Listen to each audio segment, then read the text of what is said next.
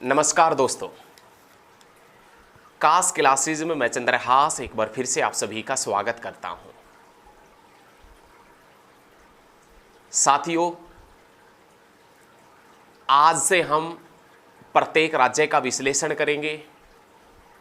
प्रत्येक राज्य का आपको घर बैठे भ्रमण करवाएंगे और प्रत्येक राज्य के बारे में आपको घर बैठे लगभग सभी जानकारी मुहैया करवाएंगे। तो राज्य विश्लेषण सीरीज के अंदर आज दोस्तों हम उत्तर प्रदेश राज्य के बारे में पढ़ेंगे। उत्तर प्रदेश यूपी जिसे आप कहते हैं, उस उत्तर प्रदेश के बारे में जानेंगे। उस उत्तर प्रदेश से संबंधित कुछ जानकारी ऐसी है जो आपको पता होगी और कुछ जानकारी ऐसी है जो आपको नहीं पता। और यदि आप प्रतियोगिता परीक्षाओं की तैयारी कर रहे हैं तो यह वीडियो आपके लिए बड़ी शानदार होगी, बड़ी लाजवाब होगी, क्योंकि यह वीडियो देखने के बाद आपके काफ़ी डाउट क्लियर हो जाएंगे। यदि आप संपूर्ण उत्तर प्रदेश या संपूर्ण स्टेटों की जानकारी प्राप्त करना चाहते हैं तो हमारे साथ में लगातार बने रहें। हम हर रोज़ एक स्टेट का विश्लेषण करेंगे, एक राज्य का विश्लेषण करेंगे। आप हमारे साथ में लगातार बने रहिए और वीडियो को अंत तक ज़रूर देखना। आज हम उत्तर प्रदेश के बारे में जानेंगे। तो चलिए अब उत्तर प्रदेश से संबंधित जो जानकारी है उसकी शुरुआत करते हैं। सबसे पहला पॉइंट आता है कि उत्तर प्रदेश का इतिहास क्या है, कैसे उत्तर प्रदेश बना, क्या इसका इतिहास रहा है। राम एवं श्री कृष्ण की जन्म स्थली वाला यह राज्य गौरवशाली इतिहास का मात्र साक्षी ही नहीं बल्कि निर्माता भी है। राम एवं कृष्ण की जन्मस्थली वाला यह राज्य गौरवशाली इतिहास का मात्र साक्षी ही नहीं बल्कि निर्माता भी है। यहाँ के पौराणिक काल से आधुनिक राजनीतिक काल तक की जो ऐतिहासिक गतिविधियाँ रही है उन्हें नकार कर भारत के इतिहास की पूर्णता कल्पना नहीं की जा सकती। उत्तर वैदिक काल में इस प्रदेश को ब्रह्म ऋषि देश अथवा मध्य देश के नाम से जाना जाता था। यहाँ पर आप एक पॉइंट नोट करेंगे, यहाँ पर एक पॉइंट आपके माइंड में बैठाएंगे कि उत्तर वैदिक काल में उत्तर प्रदेश को ब्रह्म ऋषि देश अथवा मध्य देश के नाम से जाना जाता था। ये उत्तर वैदिक काल की घटना है। यह प्रदेश भारद्वाज, वशिष्ठ, विश्वामित्र तथा वाल्मीकि इत्यादि सरीखे महान ऋषि मुनियों की तपोभूमि रहा है। विश्व के दो महानतम महाकाव्य रामायण तथा महाभारत का मूल कथानक इसी क्षेत्र पर आधारित है। भगवान बुद्ध ने सर्वप्रथम उपदेश यहाँ के सारनाथ में दिया था। यहीं के कुशीनगर में उन्होंने महापरिनिर्वाण भी प्राप्त किया था। भगवान बुद्ध से संबंधित जानकारी आपने इतिहास में पढ़ी होगी। ये बता रहा है कि भगवान बुद्ध ने अपना सर्वप्रथम उपदेश सारनाथ में दिया था। यहीं के कुशीनगर में उन्होंने महानिर्वाण भी प्राप्त किया था। किसने? भगवान बुद्ध ने। तत्कालीन समय के 16 महाजनपदों में से 8 महाजनपदों का विस्तार वर्तमान उत्तर प्रदेश में ही था। तत्कालीन 16 महाजनपदों में से 8 महाजनपदों का विस्तार तत्कालीन उत्तर प्रदेश में ही था। इन 8 महाजनपदों एवं इनकी राजधानियों के नाम सारणीगता है। कहने का मतलब अब हम कौन कौन से महाजनपद उत्तर प्रदेश के अंदर थे और उस महाजनपद की राजधानी उत्तर प्रदेश के अंदर कौन सा शहर हुआ करती थी। सबसे पहले एक महाजनपद जिसका नाम है कुरु महाजनपद, जो दिल्ली, मेरठ और थानेसर के अंदर फैला था, जिसकी राजधानी इंद्रप्रस्थ हुआ करती थी। सूरसेन महाजनपद, मथुरा के आसपास का क्षेत्र, जिसकी राजधानी मथुरा हुआ करती थी। पांचाल महाजनपद, फर्रुखाबाद, बदायूं और बरेली का आसपास का क्षेत्र, जिसकी राजधानी अहिच्छत्र हुआ करती थी। वत्स इलाहाबाद तथा आसपास का महाजनपद, जिसकी राजधानी कौशाम्बी हुआ करती थी। मल महाजनपद जिला कुशीनगर जो जिला है ये मल महाजनपद में था, जिसकी राजधानी कुशीनगर और पावा थी। कोसल महाजनपद, जो अवध का क्षेत्र है, वो कोसल महाजनपद जिसकी राजधानी साकेत तथा श्रावस्ती थी। चेदी महाजनपद बुंदेलखंड का क्षेत्र जिसकी राजधानी शक्तिमती बांदा हुआ करती थी। काशी महाजनपद वाराणसी, जिसे आप जानते हैं, काशी महाजनपद जिसकी राजधानी वाराणसी थी। ये चीजें आपने याद रखनी है। अंग्रेज शासकों ने अवध नामक दो प्रांतों को मिलाकर जो प्रांत बनाया था, उसके बाद में हम जैसे ही आधुनिक भारत में प्रवेश करेंगे तो आधुनिक भारत से संबंधित डाटा क्या मिलेगा वो देखें। अंग्रेज शासकों ने अवध नामक दो प्रांतों को मिलाकर जो प्रांत बनाया था उसे आगरा और अवध संयुक्त प्रांत के नाम से जाना जाता था। फिर वर्ष 1937 में इस प्रांत को मात्र संयुक्त प्रांत कहा जाने लगा। 1937 के अंदर इस प्रांत को संयुक्त प्रांत के नाम से जाना जाने लगा। देश की स्वतंत्रता के पश्चात 24 जनवरी 1950 में संयुक्त प्रांत का नाम बदलकर उत्तर प्रदेश कर दिया गया। घटना है 24 जनवरी 1950 की, जब संयुक्त प्रांत का नाम बदलकर उत्तर प्रदेश किया गया था। 24 जनवरी 1950 भारतीय संविधान की वह घटना है जब संविधान में राष्ट्रीय गान और राष्ट्रीय गीत अपनाए गए थे। राष्ट्रपति का पद भी 24 जनवरी 1950 में संविधान के अंदर अपनाया गया था। संविधान 26 जनवरी 1950 में शुरू हुआ था। तो ये याद रखिए, 24 जनवरी 1950 में ही संयुक्त प्रांत का नाम बदलकर उत्तर प्रदेश हुआ था। ठीक है, ये आपने बहुत अच्छे तरीके से ये डाटा याद रखना है। उसके बाद में यदि हम देखें उत्तर प्रदेश के सामान्य परिचय के बारे में देखें कि उत्तर प्रदेश का सामान्य परिचय क्या है इसका, तो देखें उत्तर प्रदेश राज्य उत्तर प्रदेश, राजधानी लखनऊ। राजधानी कौन सी है? लखनऊ। 1921 से आंशिक व 1935 से पूर्णतः। 1921 से लेकर 1935 तक उत्तर प्रदेश की राजधानी लखनऊ आंशिक रूप से हुआ करती थी। 1935 के बाद उत्तर प्रदेश की राजधानी लखनऊ बना दी गई और पूर्णतः बना दी गई, और आज भी उत्तर प्रदेश की राजधानी लखनऊ है। वो लखनऊ जो गोमती नदी के ऊपर है, वो गोमती जो गंगा की सहायक है, वो गंगा जो उत्तराखंड के गंगोत्री ग्लेशियर से निकलती है, और गंगोत्री ग्लेशियर महान हिमालय के अंदर स्थित है। उत्तराखंड के अंदर महान हिमालय या ग्रेट हिमालय में स्थित है, एक ही बात है। पूर्व का नाम उत्तर प्रदेश का पुराना नाम संयुक्त प्रांत। राज्य की विधिक स्थापना मतलब राज्य पूर्ण रूप से कब बना? 1 नवंबर 1956 में। राजकीय भाषा हिंदी और दूसरी भाषा है उर्दू। राजकीय पशु बारहसिंगा, राजकीय पक्षी सारस तथा क्रोंच। राजकीय वृक्ष अशोक। राजकीय पुष्प पलाश 4 जनवरी 2011 से। राजकीय खेल हॉकी, और राजकीय चिन्ह पूछे आपसे, राजकीय निशान पूछे, राजकीय लोगो पूछे आपसे, स्टेट का लोगो क्या है? एक वर्त में 2 मछली, 1 तीर, धनुष। यह चिन्ह 1938 से स्वीकृत है। 1938 से ही उत्तर प्रदेश का यह लोगो है, जिसमें एक वर्त में 2 मछली, 1 तीर, 1 धनुष है। विधान मंडल की बात करें तो द्विसदनात्मक है। द्विसदनात्मक मतलब 2 सदन है, एक विधानसभा और एक विधान परिषद। विधानसभा के सदस्यों की संख्या 403 है, प्लस 1 राज्यपाल मनोनीत कर सकता है। टोटल यदि देखें तो 404 है। वैसे चुनाव होते हैं 403 के ऊपर, एक राज्यपाल एंग्लो इंडियन मनोनीत कर सकता है। विधान परिषद के सदस्यों की संख्या देखें तो 99 है, 99 है, प्लस 1 राज्यपाल मनोनीत कर सकता है। तो विधान परिषद के सदस्यों की संख्या भी कितनी हो गई तो आप बताएंगे 100। विधान परिषद के सदस्यों की संख्या भी 100। प्रथम मुख्यमंत्री की बात करें तो उत्तर प्रदेश का प्रथम मुख्यमंत्री पंडित गोविंद वल्लभ पंत था। उत्तर प्रदेश का प्रथम मुख्यमंत्री। प्रथम राज्यपाल श्रीमती सरोजिनी नायडू। ऐसा भारत के इतिहास में पहली बार हुआ था उत्तर प्रदेश में जब किसी राज्य की राज्यपाल कोई महिला बनी हो, और वो महिला जिसका नाम सरोजिनी नायडू था। सरोजिनी नायडू जिसको भारत कोकिला की भी उपमा दी गई थी। सरोजिनी नायडू को भारत कोकिला के नाम से भी जाना जाता था।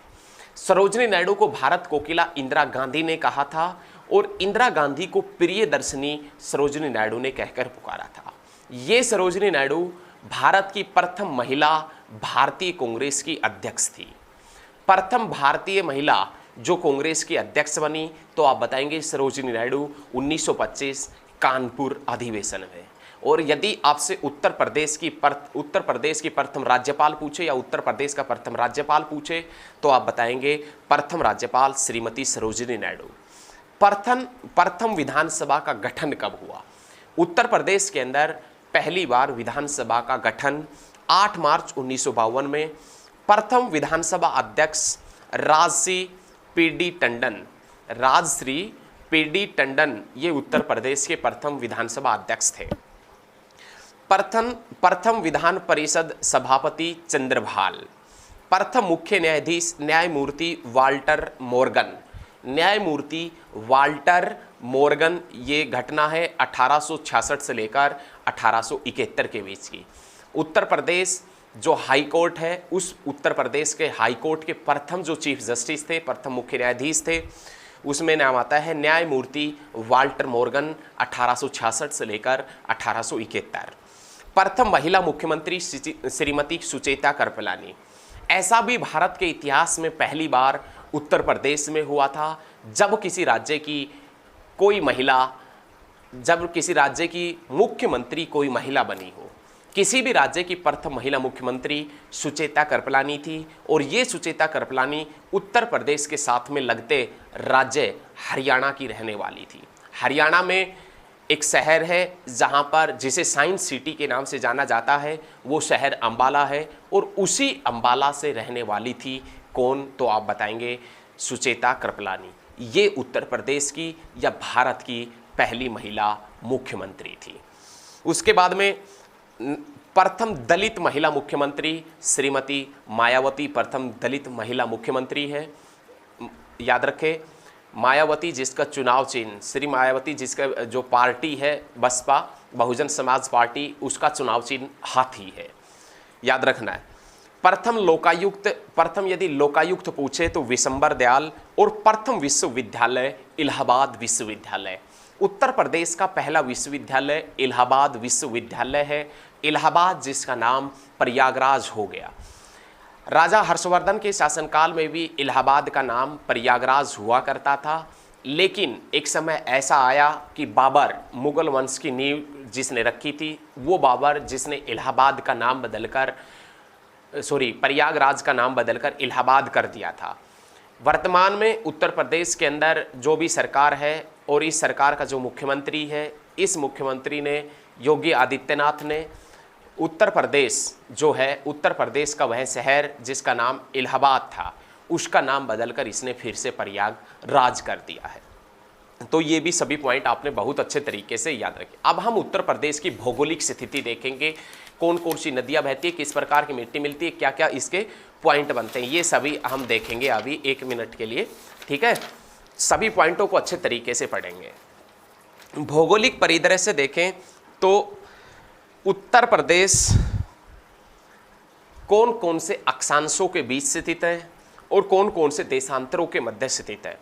उत्तर प्रदेश 23 डिग्री 52 मिनट से 30 डिग्री 24 मिनट उत्तरी अक्षांश, उत्तरी नॉर्थन लैटिट्यूड के मध्य स्थित है। उत्तर प्रदेश 77 डिग्री 5 मिनट से 84 डिग्री 38 मिनट पूर्वी देशांतर, ईस्टर्न लॉन्गिट्यूड के मध्य स्थित है। प्रमुख नदियाँ यमुना, गंगा, रामगंगा, गोमती और घाघरा, ये उत्तर प्रदेश की प्रमुख नदियां हैं। उत्तर प्रदेश की पूर्व से पश्चिम की लंबाई 650 किलोमीटर है और दक्षिण से उत्तर की तो 240 किलोमीटर है। उत्तर प्रदेश का यदि क्षेत्रफल देखें तो उत्तर प्रदेश का क्षेत्रफल 2,40,928 वर्ग किलोमीटर है। 2,40,928 वर्ग किलोमीटर है उत्तर प्रदेश का क्षेत्रफल। ये क्षेत्रफल भारत के क्षेत्रफल का 7.33% है। उत्तर प्रदेश का जो क्षेत्रफल है ये भारत के क्षेत्रफल का 7.33% है। ये भी आपने याद रखना है। वह जिला जो सर्वाधिक राज्यों को स्पर्श करता है, उत्तर प्रदेश का वह डिस्ट्रिक्ट, उत्तर प्रदेश का ऐसा जिला जो सबसे ज़्यादा राज्यों के साथ में लगता है, तो वह जिला सोनभद्र है। उत्तर प्रदेश का सोनभद्र जिला छत्तीसगढ़, बिहार, मध्य प्रदेश एवं झारखंड से लगता है। और ये क्वेश्चन यूपी पीसीएस 2015 के अंदर पूछा गया था कि उत्तर प्रदेश का वह जिला जो सबसे ज़्यादा राज्यों के साथ में लगता है, तो जिला सोनभद्र है। और ये लगता है, फिर से एक बार बता देते हैं, छत्तीसगढ़, बिहार, मध्य प्रदेश, झारखंड से लगता है, याद रखें। प्राकृतिक विभाजन का बात करें, नेचुरल जो डिवाइड हो रखा है उत्तर प्रदेश, प्राकृतिक विभाजन, गंगा का मैदान, भाबर तथा तराई और दक्षिण का पर्वत एवं पठार। सीमावर्ती राज्य उत्तर प्रदेश के साथ में कितने लगते हैं? भारत का वह राज्य जिसके साथ में सबसे ज़्यादा राज्यों की सीमा रेखा लगती है वो उत्तर प्रदेश है। उत्तर प्रदेश के साथ में 8 राज्य और 1 केंद्र शासित प्रदेश दिल्ली लगता है। उत्तर प्रदेश के साथ में टोटल पूछा जाए कितने राज्य लगते हैं तो 9, जिसमें 8 राज्य और 1 केंद्र शासित प्रदेश दिल्ली लगता है। अब कौन कौन से राज्य हैं वो देखें आप। राज्यों में हिमाचल प्रदेश, हरियाणा, राजस्थान, मध्य प्रदेश, छत्तीसगढ़, झारखंड, बिहार, उत्तराखंड एवं केंद्र शासित प्रदेश दिल्ली लगता है। ये क्वेश्चन IAS 2005 में पूछा गया था। IAS का जो एग्ज़ाम था उसके अंदर 2005 के अंदर ये क्वेश्चन पूछा गया था कि भारत का वह राज्य जिसके साथ में सबसे ज़्यादा राज्यों की सीमा रेखा लगती है। तो भारत का वह राज्य उत्तर प्रदेश है जिसके साथ में 8 राज्य और 1 केंद्र शासित प्रदेश दिल्ली लगता है। जलवायु की बात करें तो उत्तर प्रदेश की जलवायु मुख्य रूप से उष्ण प्रधान शीतोष्ण कटिबंधीय एवं मानसूनी है। यहाँ धरातलीय विषमताओं और समुद्र तल से विभिन्न स्थानों की अलग अलग ऊंचाइयों के कारण यहाँ की जलवायु में विषमता पाई जाती है। राजस्थान से सटे जिले, उत्तर प्रदेश के वह जिले जो राजस्थान के साथ में लगते हैं तो आप बताएंगे आगरा व मथुरा। नेपाल से कौन कौन से जिले लगते हैं तो आप बताएंगे महराजगंज नेपाल से लगता है, सिद्धार्थनगर नेपाल से लगता है, बलरामपुर नेपाल से लगता है, श्रावस्ती डिस्ट्रिक्ट है वो भी नेपाल से लगता है, बहराइच भी नेपाल से लगता है, लखीमपुर और पीलीभीत भी नेपाल से लगते हैं। कहने का मतलब उत्तर प्रदेश के 7 जिले नेपाल की सीमा के साथ में सीमा रेखा बनाते हैं। उसके बाद में मध्य प्रदेश के साथ में कौन कौन से उत्तर प्रदेश के जिले लगते हैं तो मध्य प्रदेश के साथ में उत्तर प्रदेश के 11 जिले लगते हैं। कौन कौन से जिले लगते हैं तो आप बताएंगे आगरा, इटावा, ललितपुर, जालौन, महोबा, झांसी, बांदा, चित्रकूट, मिर्जापुर, सोनभद्र और इलाहाबाद। ये जिले लगते हैं मध्य प्रदेश के साथ में 11 जिले। सर्वाधिक क्षेत्रफल वाला जिला कौन सा है तो आप बताएंगे लखीमपुर खीरी और सोनभद्र। सर्वाधिक क्षेत्रफल वाला डिस्ट्रिक्ट यदि पूछे उत्तर प्रदेश के अंदर तो लखीमपुर खीरी और सोनभद्र है। न्यूनतम क्षेत्रफल वाला जिला पूछे तो आप बताएंगे हापुड़ जो उत्तर प्रदेश के अंदर पड़ता है वो मिनिमम एरिया वाला डिस्ट्रिक्ट है उत्तर प्रदेश के अंदर। उसके बाद में नेक्स्ट पर्सन जो आता है वो आता है कुल वनावतरण कितना है। तो उत्तर प्रदेश के अंदर 14,806 वर्ग किलोमीटर में वनावतरण है जो कुल भौगोलिक क्षेत्रफल का 6.15% है। कुल वृक्षावरण कितना है तो 7,342 वर्ग किलोमीटर, कुल भौगोलिक क्षेत्रफल का 3.05 भाग के ऊपर वृक्षावरण है। सबसे कम वन क्षेत्रफल वाला जिला भदोही, उत्तर प्रदेश का भदोही जिला सबसे कम वन क्षेत्रफल वाला जिला है और 3 वर्ग किलोमीटर में ही वन क्षेत्रफल मिलता है। सर्वाधिक वन क्षेत्रफल वाला जिला सोनभद्र है जिसमें 2540 वर्ग किलोमीटर के अंदर वन क्षेत्रफल मिलता है। सर्वाधिक वन प्रतिशत कौन से डिस्ट्रिक्ट में है तो आप बताएंगे सोनभद्र, चंदौली और पीलीभीत के अंदर। सर्वाधिक वन प्रतिशतता पूछे तो सोनभद्र, चंदौली और पीलीभीत डिस्ट्रिक्ट के अंदर। वनों के प्रकार कौन कौन से वन उत्तर प्रदेश के अंदर मिलते हैं? समशीतोष्ण, उष्ण कटिबंधीय, पर्णपाती, अथवा कटीले वन भी उत्तर प्रदेश में मिलते हैं। राष्ट्रीय उद्यान कितना है, मतलब कहने का मतलब नेशनल पार्क कौन सा है, तो एक नेशनल पार्क है जिसका नाम है Dudhwa national park, Lakhimpur Kheri, Uttar Pradesh. Dudhwa national park कौन से स्टेट में है, तो आप बताएंगे यूपी में पड़ता है। वन्य जीव अभ्यारण्य कितने हैं, 12, और पक्षी अभ्यारण्य बर्ड सेंचुरी कितने हैं, 13 है। ये आपने याद रखना है। अब हम पढ़ेंगे उत्तर प्रदेश के विभिन्न मुख्यालय वाले जिले। कहने का मतलब उत्तर प्रदेश का वह डिस्ट्रिक्ट जिसका मुख्यालय दूसरी जगह है, जिसका हेड ऑफिस दूसरी जगह है। जैसे आप किसी भी डिस्ट्रिक्ट से बिलोंग करते हैं लेकिन उस डिस्ट्रिक्ट का हेड ऑफिस किसी दूसरे शहर में है, तो ऐसे ही उत्तर प्रदेश के अंदर हम उनका नाम पढ़ेंगे, उन जिलों का नाम पढ़ेंगे जिसका मुख्यालय अलग अलग शहर में है। सबसे पहले नाम आता है अमेठी का। अमेठी का जो मुख्यालय है वो गौरीगंज के अंदर है।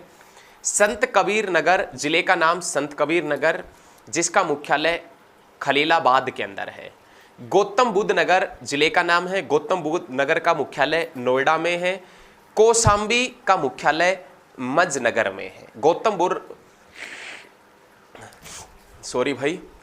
बुद्ध जो नगर है इसका मुख्यालय कहाँ है, तो आप बताएंगे नोएडा में, और कौशाम्बी का मंझनपुर के अंदर है।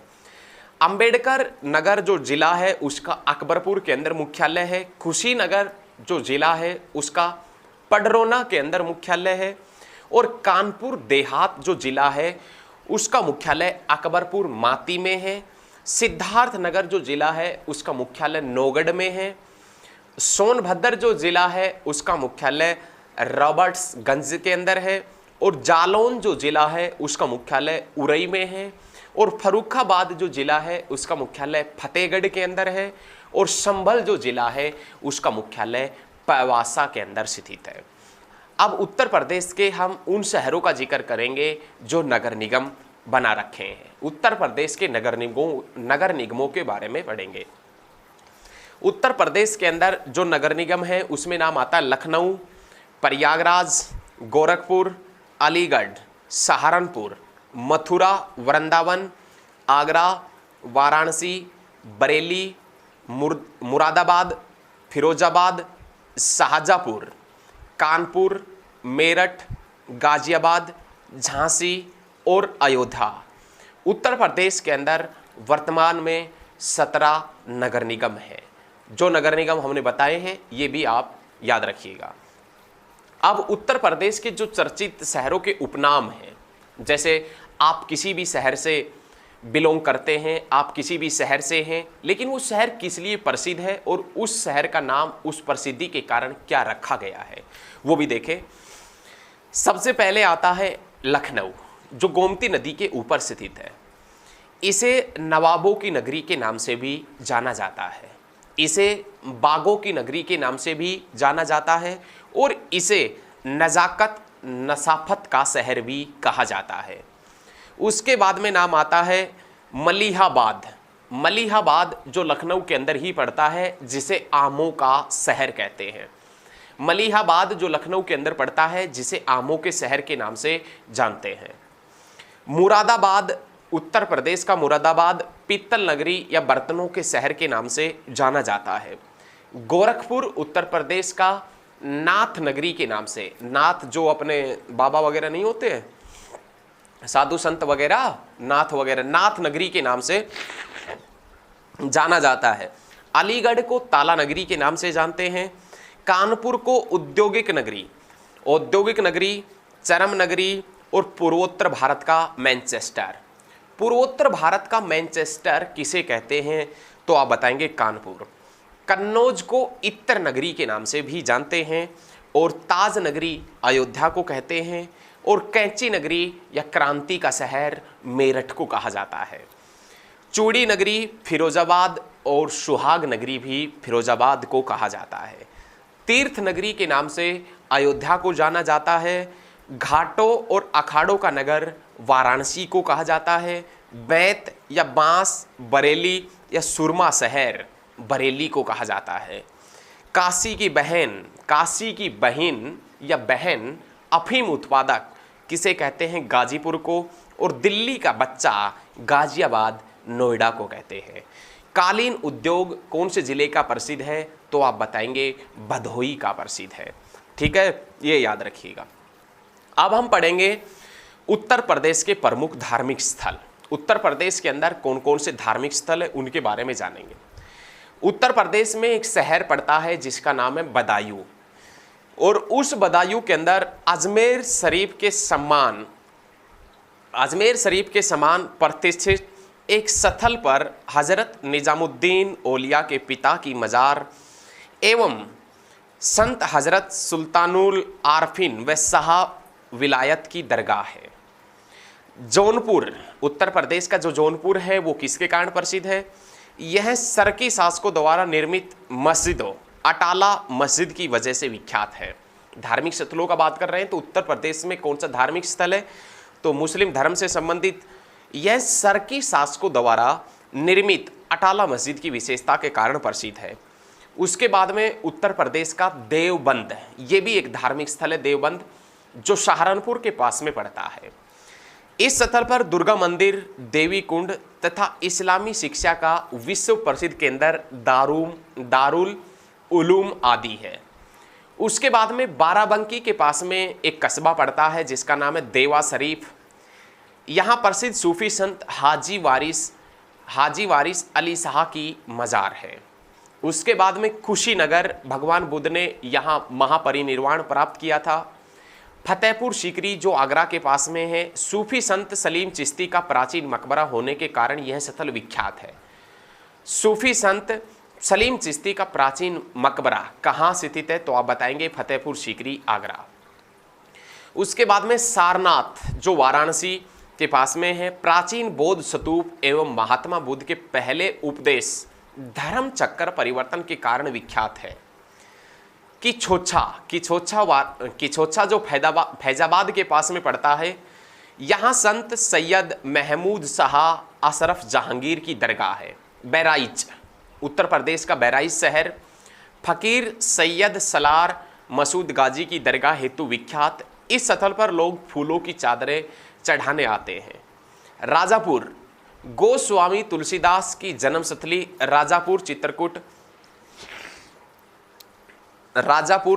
से लगभग 38.4 किलोमीटर दूर है। यहाँ तुलसी स्मारक समिति की ओर से एक सुंदर स्मारक का निर्माण भी किया गया है। उसके बाद में नाम आता है बाराबंकी। उत्तर प्रदेश का बाराबंकी जो शहर है वो लेदेश्वर महादेव, कुमतेश्वर महादेव और कोटवा धाम आदि प्रसिद्ध तीर्थ स्थान के लिए प्रसिद्ध है। कहा जाता है कि यहाँ के महादेव की स्थापना स्वयं महाराज युधिष्ठिर ने की थी। ये याद रखने हैं। हाँ, ये सभी पॉइंट आपने याद रखना है बहुत अच्छे तरीके से। उत्तर प्रदेश के हमने वो प्रमुख शहर पढ़े हैं जो धार्मिक स्थल है। अब हम उत्तर प्रदेश को परीक्षा की दृष्टि से देखते हैं। यदि आप प्रतियोगिता परीक्षाओं की तैयारी कर रहे हैं तो एक बार हमारे साथ में आप उत्तर प्रदेश को प्रतियोगिता परीक्षाओं की दृष्टि से भी देख लीजिए। उत्तर प्रदेश का कौन सा शहर है, वो किसके कारण प्रसिद्ध है और यहाँ से क्या क्या क्वेश्चन बनते हैं, वो भी आप एक बार देखेंगे हमारे साथ में परीक्षा की दृष्टि से। देखें भाई, उत्तर प्रदेश के अंदर नवपाषाण कालीन साक्ष्य राज्य के किन स्थानों से मिले? उत्तर प्रदेश के वो स्थान जहां से नवपाषाण कालीन साक्ष्य मिले हैं इलाहाबाद, प्रतापगढ़ एवं मिर्जापुर। नेक्स्ट पर्सन देखेंगे, सैंधव सभ्यता के विस्तार की पूर्वी सीमा कहां तक है? सैंधव सभ्यता के विस्तार की पूर्वी सीमा कहां है? आलमगीरपुर, मेरठ तक। उत्तर प्रदेश वाले भूभाग पर वैदिक सभ्यता का प्रसार कब शुरू हुआ था? उत्तर प्रदेश जो भूभाग है इसके ऊपर वैदिक सभ्यता का प्रसार कब शुरू हुआ था? उत्तर वैदिक काल में। रामायण कथा किस वंश से संबंधित है? तो आप बताएंगे इक्ष्वाकु वंश से संबंधित है। इक्ष्वाकु वंश से। रामायण कथा किस वंश से संबंधित है? तो इक्ष्वाकु वंश से संबंधित है। 16 महाजनपदों का ज्ञान किस ग्रंथ से होता है? बौद्ध ग्रंथ अंगुत्तर निकाय से। बौद्ध ग्रंथ अंगुत्तर निकाय से हमें 16 महाजनपदों का ज्ञान प्राप्त होता है। बुद्ध काल में उत्तर प्रदेश में कितने गणराज्य थे? 8। बुद्ध के टाइम पीरियड के दौरान उत्तर प्रदेश के अंदर कितने गणराज्य थे? 8। अशोककालीन अभिलेखों में कितने उत्तर प्रदेश में अवस्थित हैं? अशोक के जो अभिलेख थे उसमें से कितने अभिलेख उत्तर प्रदेश में अवस्थित है? तो आप बताएंगे 5। धर्मराजी का स्तूप कहाँ है? तो आप बता देना सारनाथ में। अयोध्या शिलालेख संबंधित है शुंगों से, शुंग वंश के जो शासक हुआ करते थे उनसे संबंधित है अयोध्या शिलालेख। मोरा मथुरा का ब्राह्मी लेख संबंधित है शक क्षत्रपों से। भारत सरकार का राजकीय चिन्ह लिया गया है, भारत सरकार का जो राजकीय चिन्ह है वो कहाँ से लिया गया है? सारनाथ लघु स्तंभ शीर्ष से। कुषाणों की राजधानी कहाँ थी? तो आप बताएंगे मथुरा में कुषाणों की राजधानी हुआ करती थी। उत्तर प्रदेश में लोकसभा की सीटें कितनी हैं? 80। राज्यसभा सीटें कितनी हैं? 31। उत्तर प्रदेश का उच्च न्यायालय कहाँ है? इलाहाबाद में। और उत्तर प्रदेश के संभागों की संख्या कितनी है? 18। जिले कितने हैं? 75। नगर निगम कितने हैं? 17। नगर पालिका 199। ये 2017 के अनुसार डाटा है। जिला पंचायतें 75। ग्राम पंचायतें कितनी हैं? तो 59,019 ग्राम पंचायतें हैं। आबाद ग्राम कितने हैं? तो 97,814 है। कुल ग्राम कितने हैं? 1,06,774 कुल ग्राम है। न्याय पंचायतें कितनी हैं? तो आप बताएंगे 8135 उत्तर प्रदेश के अंदर न्याय पंचायतें हैं। अब परीक्षा की दृष्टि से छोटा सा पॉइंट और बचता है, वो भी आप ध्यान से देखें। अवध सूबा कब और किसके नेतृत्व में स्वतंत्र हुआ था? अवध सूबा कब और किसके नेतृत्व में स्वतंत्र हुआ था? तो 1722 में सयादत खां बुरहान उल मुल्क के नेतृत्व में। अवध जो सूबा है वो किसके नेतृत्व में और कब स्वतंत्र हुआ? 1722 में सयादत खां और बुरहान उल मुल्क के नेतृत्व में। अवध की राजधानी किसने फैजाबाद से लखनऊ की थी? आसफ उद्दौला ने। अवध की राजधानी किसने फैजाबाद से लखनऊ की थी? आसफ उद्दौला ने की थी।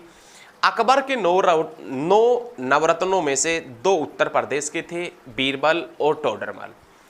उत्तर प्रदेश अकबर के शासनकाल के दौरान 9 नवरत्न थे। अकबर के टाइम पीरियड में नवरत्न हुआ करते थे, जिसमें से 2 नवरत्न हुआ करते थे उत्तर प्रदेश के, जिसमें बीरबल और टोडरमल का नाम आता है। सल्तनत काल में दिल्ली से आगरा राजधानी किसने परिवर्तित की थी? सिकंदर लोदी ने। सल्तनत काल में दिल्ली से आगरा राजधानी किसने परिवर्तित की थी? सिकंदर लोदी ने। आगरा फतेहपुर सीकरी में पुणे दिल्ली राजधानी किसके द्वारा परिवर्तित की गई? आगरा से पुणे दिल्ली राजधानी किसने बनाई? शाहजहां ने। जौनपुर में स्वतंत्र सरकी राज्य की स्थापना सरदार ख्वाजहां ने की थी। जौनपुर उत्तर प्रदेश का जो शहर है, इसके अंदर स्वतंत्र सरकी राज्य की स्थापना किसने की थी? सरदार ख्वाजहां ने की थी।